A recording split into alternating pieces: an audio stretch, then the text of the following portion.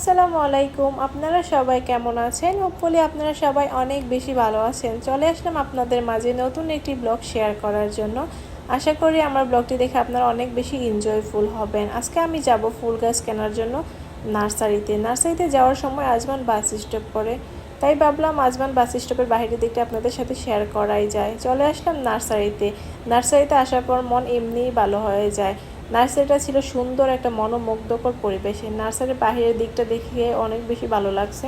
বাহিরের দিকে শুধু ছিল গেট ফুল গাছ এবং প্রত্যেকটা গাছে ফুল ফোটা ছিল।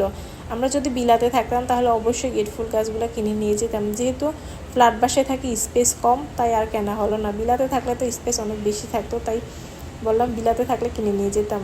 এখানে ছিল ছোট ছোট কিছু টব গাছ। এই টব ফুল গাছগুলো বারান্দাতে এবং কর্নার সেলফে রাখলে অনেক বেশি ভালো লাগবে। আমার পাশে অলরেডি ছিল, তাই আর নেওয়া হলো না। আমার মনে হয় বাসার ভিতর আর্টিফিশিয়াল গাছ থেকে এই প্রাকৃতিক সুন্দর ন্যাচারাল ফুলগুলো রাখলেই অনেক বেশি ভালো লাগবে এবং মন ফ্রেশ থাকবে। এটা ছিল যে কাঠগোলাপ গাছ। আমার প্রত্যেকটা ফুল গাছের নাম জানা ছিল না, তাই আপনাদের সাথে শেয়ার করতে পারতেছি না। জাস্ট ভিডিও ফুটেজগুলো আপনাদের মাঝে শেয়ার করতেছি। সো আমার ভিডিওটি দেখতে থাকেন এবং এনজয় করতে থাকেন। নার্সারির বাইরের দিকটা অনেক বেশি সুন্দর ছিল। নার্সারির ভিতরের দিকে ঢুকে অনেক বেশি হতাশ ছিলাম, কারণ আমরা এসেছি ফুল গাছ কেনার জন্য।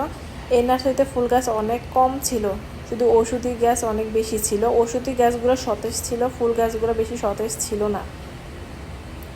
এটা হচ্ছে একটা টক গাছ। এই টক গাছগুলো আমরা বাংলাদেশে দেখতে পাই, কিন্তু এখানে এসে দেখে অনেক বেশি ভালো লাগলো। এটা হচ্ছে পার্পল কালার জবা ফুল গাছ। বিভিন্ন রকমের ওষুধি গাছ ছিল। এখানে কিছু তুলসী পাতা গাছ ছিল, পুদিনা পাতা গাছ ছিল। দেখেন এই গাছগুলো অনেক বেশি সতেজ ছিল। এখানে কতগুলো টব রাখা ছিল, ছোট ছোট টব ছিল। এখানে কিছু মানি প্লান্ট গাছ ছিল।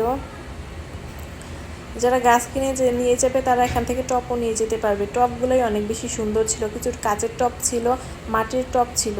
এই ফুল গাছগুলো তো অনেক বেশি সুন্দর, একবারে অনেক কিউট ছিল। এই ফুলগুলা ছোট ছোট ফুল ছিল এগুলা, কিন্তু দাম একটু বেশি এক্সপেন্সিভ ছিল ফুল গাছের তুলনায়। বিভিন্ন রকমের গাছ ছিল। এখন চলে আসলাম ফ্রুট গাছের সেকশনে। ফ্রুট গাছের পরিমাণ অনেক কম ছিল। এখানে কিছু আলমন্ড বাদাম গাছ ছিল। আলমন্ড বাদাম গাছটাই ছিল, পাতা অনেক কম ছিল, তাই আপনাদের কাছে এনে আমি দেখাচ্ছি যে জাস্ট কয়েকটা পাতা ছিল গাছে। এটা হচ্ছে যে পিয়াজ গাছটা আবার একটু ভালো ছিল। এটা হচ্ছে কালো আঙ্গুর গাছ। আমার মনে হয় সামার সিজন দেখে গাছের পরিমাণ কম ছিল।